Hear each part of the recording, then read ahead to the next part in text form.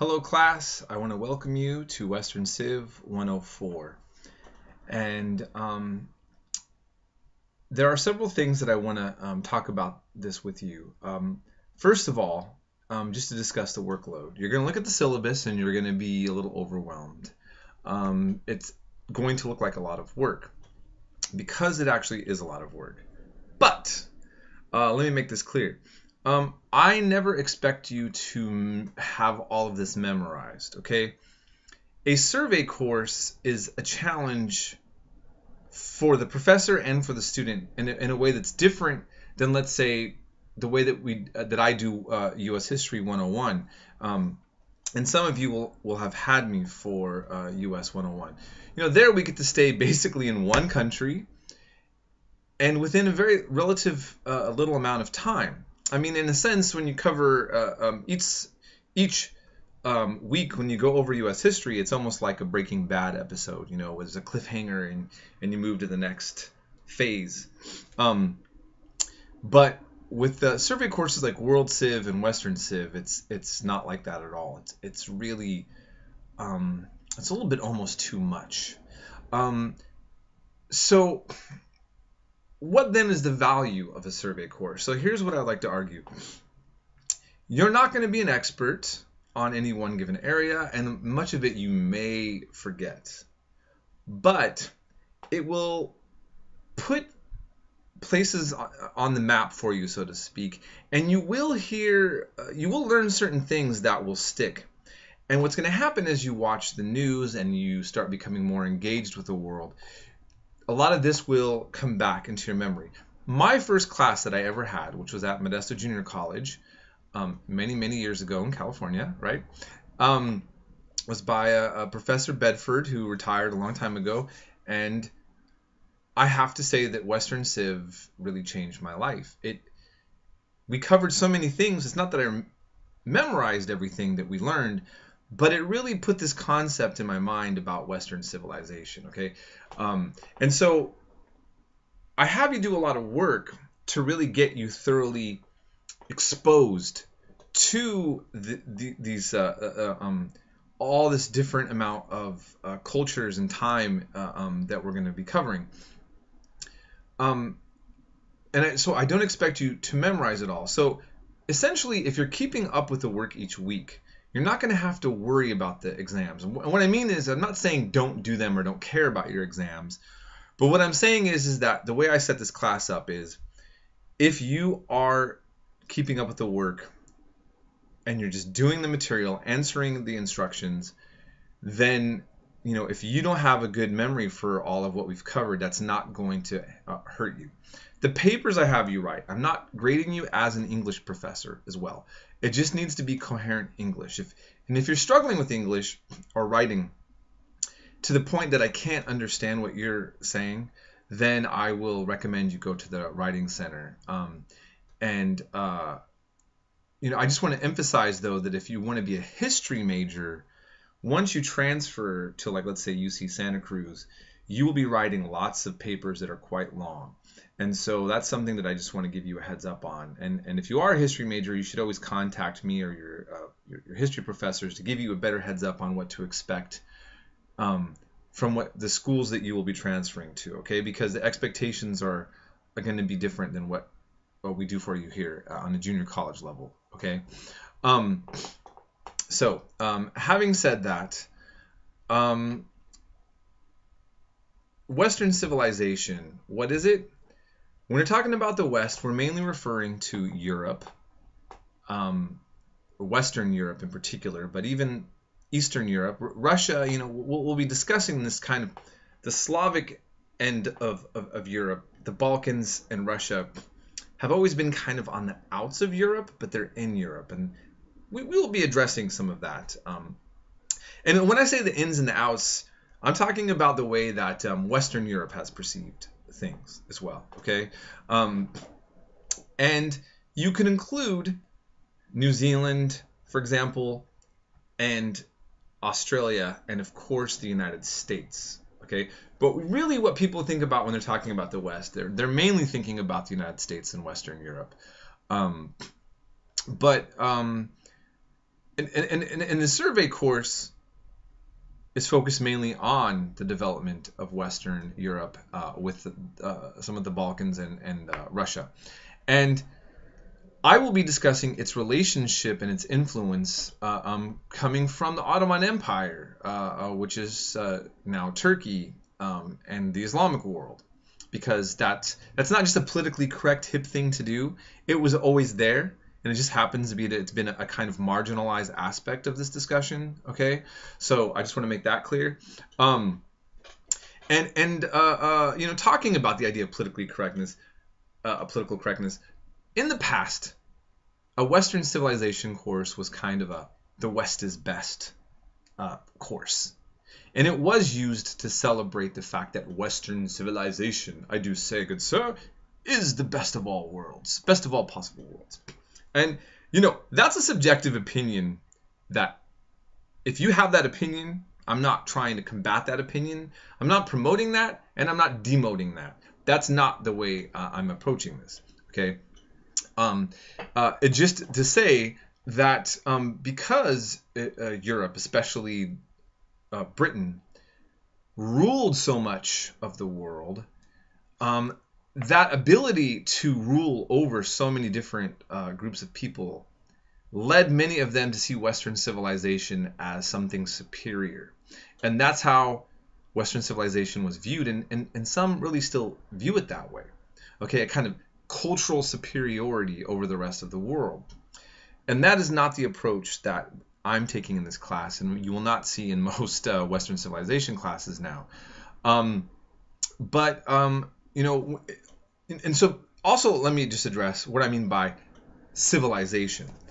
In your textbook, on page 11, it says, archaeologists define civilization as an urban culture with differentiated levels of wealth, occupation, and power.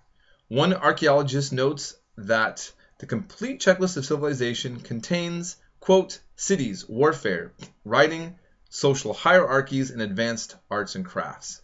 Okay? Now, so this is just a descriptive form, not of when we're talking about civilization. Not civilization meaning, those who have a society put together in that way are better than societies that don't get that definition of civilization based on what we just stated. Why I'm kind of going over all of this is that there is a political component, right, to history and how it's taught. And again, Western civilization has always been kind of in that mode of trumping the West above others. That's something that people who are not of Western societies have took note of.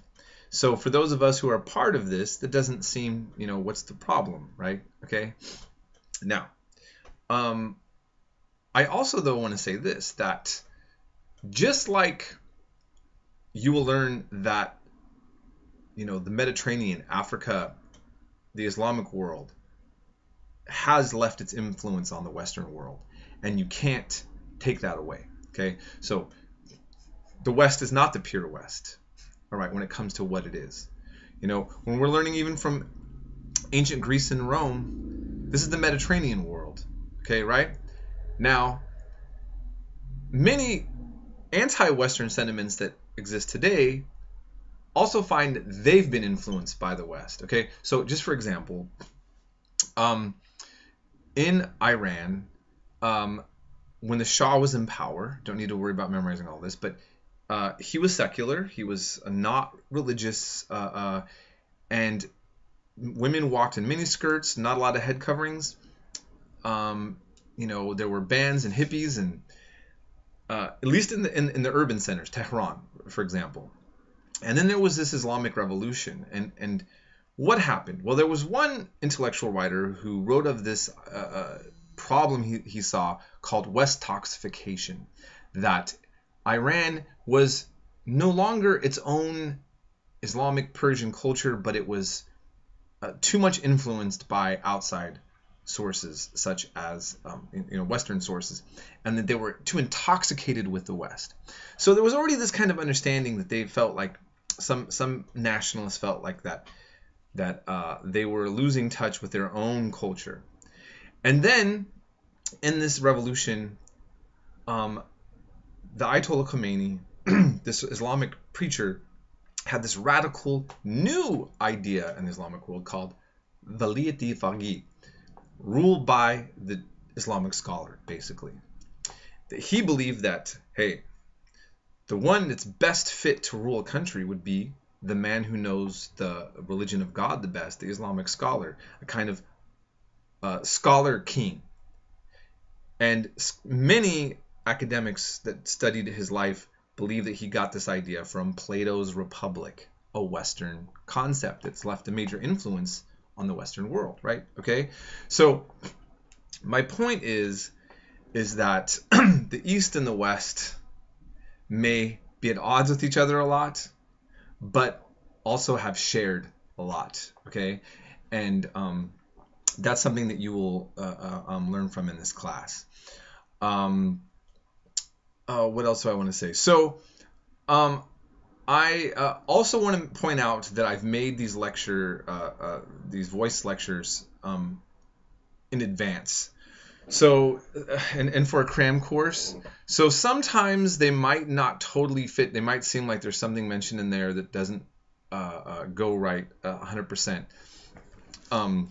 with what's going on with us. If there's any ever question about something I'm saying on those lectures, feel free to contact me. And actually, in general, I want to be very accessible to you. So I prefer phone calls or text to email because email can get lost. If I don't contact you within a day or two, then you should try to call me again because it shouldn't take that long, okay? And so I'm very accessible, and I just want to point out that I am a single dad. I work 2 jobs. I work a lot in a child education center. And so I understand that many of you are having severe workloads. You're working full-time jobs, you have families. We have personal tragedies, health problems, relationship problems, all these things that can distract us. I am very understanding, but you have to communicate with me, okay? So you don't have to tell me the personal details of your life if you don't want to, but you can't not turn in a lot of work and then show up, 2 weeks later, 3 weeks later, and then, kind of just pretend that nothing just happened. No, you've got to communicate with me. That's all, okay? I can be very understanding and helpful. You just have to communicate with me, okay? And so, again, any questions you have for the next few months, 1 day a week, within the week, I will post it for you in an announcement. I will be thoroughly available. But I'm working from 8 to 6 or longer in my other job, Monday through Friday. So my lunch break, I can sometimes help answer something very quickly. And after that, up until about 9, but I'll have at least 1 day a week, in the week that I will just have off, and I will be available, to just focus on this class and take any kind of questions or issues or talk longer about some of the points you have interest of. Okay. I may have some other things that I want to tell you that I forgot about. I will always occasionally do a voice, a kind of discussion with you like this throughout announcements when I see fit. And I need you to watch them all from the beginning to the end. I know it's kind of long, but the online experience can have the quality of an in-class experience, especially when we utilize technology. And what you're going to see is that I do a very straightforward weekly routine. And here's the last thing I'm going to say. When I say on my instructions, write 2 points per voice lecture, or let's say including the videos that I have you watch, what I mean is if I do a 10-minute lecture, like you watch one of them, write me down 2 main points that you've learned from it that is significant. So like if you say Martin Luther is a man or Martin Luther's German, okay, all right. No, I need you to say, why are we bringing up Martin Luther? Like, what's the point? Okay, all right. Every time I give you a lecture, I have a point that you're supposed to know about, and I want you to demonstrate for me that you got that you've attained something from the lecture or the documentary clips that I'm showing. Okay. So again, please feel free to always contact me any question. I will have some more instructions on helping you with getting around on the blackboard in just a second. And I will always be posting as I see fit. And remember that the syllabus, as I've written, is subject to change based on my discretion, and I will let you know if that's the case. Okay, so here we go, and I hope you guys are going to enjoy this. And I want you to understand that I really think that knowing history well will actually empower you. Many people wonder, what's the point? Well, you'll see. Okay, and we'll just go from there. All right.